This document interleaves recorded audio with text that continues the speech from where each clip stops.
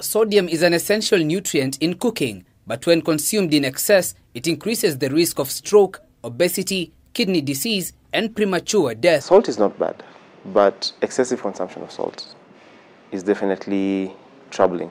Jerry Omondi is a clinical nutritionist. He says there are 6 different types of salt, but highlights the best recommended. Daily use, it's normally recommended to use table salt because of its fortification with iodine to help with thyroid function. The global average salt intake is estimated to be 10.8 grams daily, more than double the WHO recommendation of less than 5 grams daily, an equivalent of 1 tea tablespoon. 5 grams generally cuts across from about 10 years and above to adults. Below that, children under 1 year should not be introduced to salt yet, but they can take a minimum of 1 gram. All of WHO's 194 member states have committed to reducing population sodium intake by 30% by 2025. WHO says 80% of salts consumed come from manufactured food, such as bread,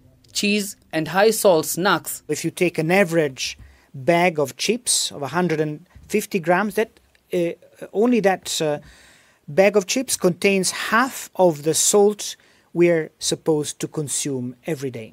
However, excessive salt intake can be regulated. We can add less salt during cooking. We can replace it with other seasoning, lemon, juice, spices. We can also decide to buy less of the food that contains a high amount of salt, the processed food. Governments are to this end being urged to develop policies to regulate levels of sodium in manufactured food products and for Kenyans to exercise personal responsibility in salt use. Ben Kerera, K24, Nairobi.